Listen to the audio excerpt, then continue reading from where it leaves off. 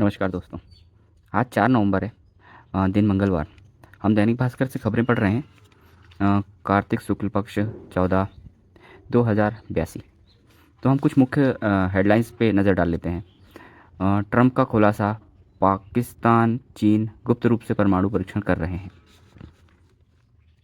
Bharat nuclear triangle में है।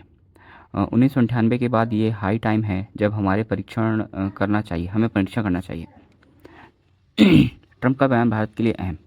भारत पाकिस्तान और चीन न्यूक्लियर ट्रायंगल में है। पाक चीन द्वारा टेस्टिंग के द्वारा को लेकर ट्रंप के पास ज़रूर खुफिया रिपोर्ट होगी, जबकि जबकि हमने 1998 के बाद कोई परीक्षण नहीं किया। ये हाई टाइम है। भारत को न्यूक्लियर टेस्ट कर वेपन टेक्नोलॉजी को जांचना चाहिए। न्यूक्लियर वारहेड की इन्वेंट्री ठीक होगी। पाकिस्तानी अमेरिकी राष्ट्रपति डोनाल्ड ट्रंप ने बड़ा बयान बम फोड़ा है। उन्होंने खुलासा किया है कि चीन और पाकिस्तान गुप्त रूप से परमाणु परीक्षण कर रहे हैं। रूस और उत्तर कोरिया भी परमाणु परीक्षण कर अपने हथियारों की परख कर रहे हैं। ट्रंप ने दावा किया कि ये सभी देश कभी भी परमाणु परीक्षण करने को सार्वजनिक रूप से कबूल करने वाले नहीं हैं। ये देश ज़मीन के बहुत नीचे परमाणु परीक्षण कर रहे हैं, जिससे किसी को ये पता ही नहीं चल पाता। ट्रंप ने तंज कसा कि चीन और रूस ऐसे देश हैं में ट्रंप ने तंज कसा कि चीन और रूस जैसे देशों में अमेरिका की ऐसी ओपन सोसाइटी नहीं है, वहाँ की कोई जानकारी बाहर नहीं लीक होती।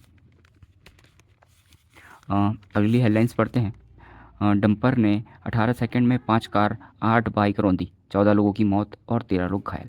जयपुर जयपुर में सोमवार दोपहर तेज रफ्तार डंपर ने महज 28 सेकंड में 5 कार 8 बाइक और 2 पैदल लोगों को रौंद दिया। हादसे में 14 लोगों की मौत हो गई, वहीं 13 लोग घायल थे।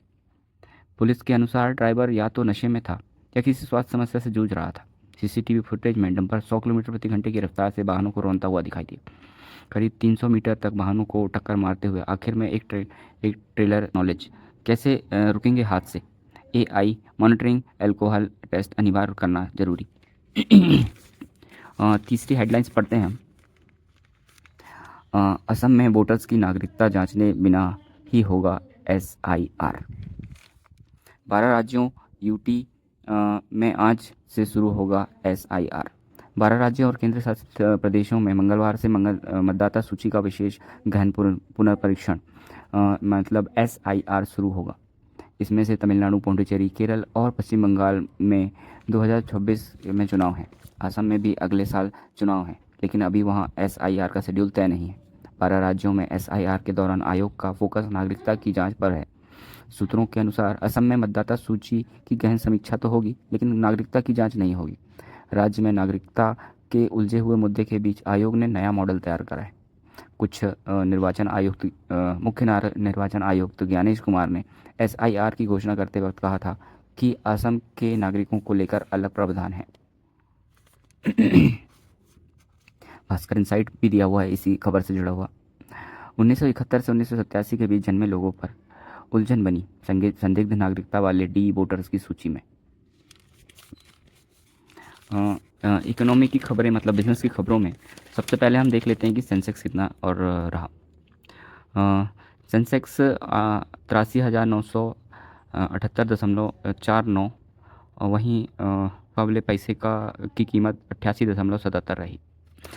ये और गिरी है। ग्रामीण इसमें भी कुछ मुख्य हेडलाइंस हैं। ग्रामीण इलाकों में मासिक खर्च 2.5 गुना बढ़कर 4,122, रफ्तार शहरों से अधिक। भारत का उभरता बड़ा उद्योग बाजार किसी मेट्रो शहर में नहीं, बल्कि छोटे शहरों, कस्बों और ग्रामीण क्षेत्रों में है। यह बदलाव इतना बड़ा है कि इसने भारतीय खपत की पूरी तस्वीर बदल दी है। आंकड़ों के अनुसार 2012 के बाद ग्रामीण क्षेत्रों में के खर्च में लगभग 2.6 गुना की ज़बरदस्त उछाल आई है। इस उछाल के कारण शहरी और ग्रामीण खर्च के बीच का अंतर काफ़ी कम हो गया है। 2024 में ग्रामीण इलाकों की प्रति व्यक्ति मासिक खर्च जिसे MPCE बढ़कर 4,122 रुपये हो गया है, जो 2012 में करीब 1,429 रुपये था। अगली हेडलाइंस की तरफ देखते हैं। सीमा से अधिक कृषि भूमि के मालिकों के लिए आयकर रिटर्न्स अनिवार्य है। ये सिफारिश दी गई है, इसे पढ़ते हैं। भारतीय चार्टर्ड सलाहकार संस्थान ICAI ने केंद्रीय बजट 2026-27 के लिए बजट पूर्व सरकार को दिए गए सुझावों में एक सीमा से अधिक कृषि भूमि के मालिकों के लिए रिटर्न भरना अनिवार्य करने की और विवाहित जोड़ों को साझा कर रिटर्न भरने का विकल्प देने समेत समेत कर व्यवस्था में कुछ विवेकपूर्ण सुधारों की सिफारिश की है। मर्जर अधिग्रहण की फंडिंग के लिए लोन के नियम आसान बने। संवेदनशील सेक्टरों में मर्जर या अधिग्रहण जैसे M&A की फंडिंग आसान बनाने की मौजूदा नियमों पर दोबारा विचार करने की ज़रूरत हो सकती है। सीनियर बैंकर्स का कहना है कि M&A की फंडिंग के लिए बैंकों को जो भी कर्ज लेना होगा, उसे देखते हुए संवेदनशील सेक्टरों में बैंकों के कर्ज की मौजूदा सीमा एक बाधा होगी। अगर संवेदनशील सेक्टरों में के अंतर्गत पूरी पूंजी बाजार के उप श्रेणियों और ज़्यादा जगह दी जाए तो भी यह पर्याप्त नहीं होगा। और एक और खबर है बिजनेस से ही। दिल्ली एयरपोर्ट पर 34% बढ़ा अंतर्राष्ट्रीय ट्रांजैक्शन। दिल्ली का इंदिरा गांधी अंतर्राष्ट्रीय हवाई अड्डा तेज़ी से विमान सेवा कंपनियों के लिए हब के तौर पर उभर रहा है और सितंबर 2024 से अगस्त 2025 के दौरान यह अंतर्राष्ट्रीय ट्रांजैक्शन साल दर साल 34% बढ़ गई है। दिल्ली अंतर्राष्ट्रीय हवाई अड्डा लिमिटेड ने सोमवार को एक प्रेस विज्ञप्ति में बताया कि सितंबर 2024 से अगस्त 2024 के इस बीच इस एयरपोर्ट ट्रांजैक्शन यात्रियों की संख्या 6.7 लाख रही, जो इससे पहले एक साल की तुलना में 34% अधिक है। सितंबर 2023 से अगस्त 2024 के बीच यह ट्रांजैक्शन यात्रियों की संख्या 4.98 लाख रही थी। अगस्त 2025 को समाप्त एक साल के दौरान पूर्व के देशों से आकर पश्चिम के देशों में जाने वाले यात्रियों की संख्या 34% और पश्चिम से आकर पूर्व की तरफ जाने वाले यात्रियों की संख्या 35% बढ़ी। अब देख लेते हैं स्पोर्ट्स की खबरों को। स्पोर्ट्स की खबरों में टीम एफर्ट में नहीं हमसे बने वर्ल्ड चैंपियन। जैसा कि आपको पता ही होगा कि रविवार रात महिला वनडे वर्ल्ड कप फाइनल में भारत की ऐतिहासिक जीत में किसी एक सुपरस्टार का नहीं बल्कि पूरी टीम का योगदान रहा।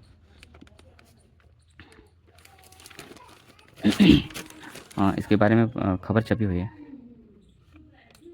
हाँ, हमारी 2 बैटर और 2 बॉलर टॉप 5 में रही। भारतीय टीम ने रविवार को महिला वनडे वर्ल्ड कप 2025 का खिताब जीतकर इतिहास रच दिया। फाइनल मुकाबले में टीम ने दक्षिण अफ्रीका को 52 रन से हराते हुए 52 वर्षों की जारी ICC महिला ट्रॉफी का सूखा खत्म कर दिया। इस खिताबी जीत में फाइनल की मैच विनर शेफाली वर्मा रही, जबकि पूरे इवेंट में शानदार ऑलराउंडर प्रदर्शन करने वाली Deepti Sharma player of the tournament बनी। भारतीय महिला टीम को यह ऐतिहासिक जीत में नहीं बल्कि हम वाले एफर्ट से दिलाई। किसी एक सुपरस्टार से नहीं बल्कि कई स्टार्स ने मिलकर टीम को विश्व विजेता बनाया। टूर्नामेंट में हर मैच की कहानी अलग थी। मसलन कभी दीप्ति ने बल्ले और कभी गेंद से कमाल दिखाया, तो कभी स्मृति मंदाना और जेमिमिया रोड्रिग्स ने शतक मत जड़कर मैच पलट दिया। और जब फाइनल की बात थी तो बस एक बार सपना टूटता दिखा तो शेफाली ने ऑलराउंडर प्रदर्शन करते हुए इतिहास रच दिया। हर खिलाड़ी ने मौके पर खरा उतर कर यह साबित कर दिया कि भारतीय महिला क्रिकेट टीम अब इंडिविजुअल ब्रिलियंस नहीं बल्कि कलेक्टिव क्लास का प्रतीक है। और भी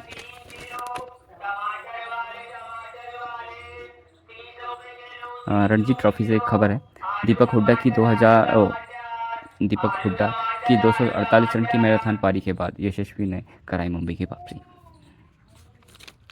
चेस इलम पर थी भारत के 90वें ग्रैंड मास्टर।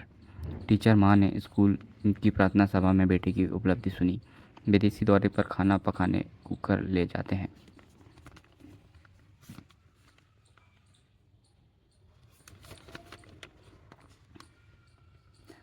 टेनिस सवालेंका ने पहली बार एक सीज़न में 60 मुकाबले जीते।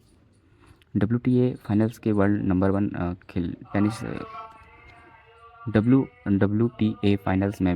1 टेनिस खिलाड़ी आयराना सेबालोका ने इटली के जैस्मिन पाओलिनी को लगातार सेट में 6-3, 6-1 से हराकर यह साबालेका का करियर का 500वां WTA मैच था। यह मुकाबला मात्र 70 मिनट चला। उन्होंने इस मैच में कुल 10 ऐसे लगाए। इस जीत के साथ उन्होंने अपने करियर में पहली बार एक सीज़न में 60 मैच जीते।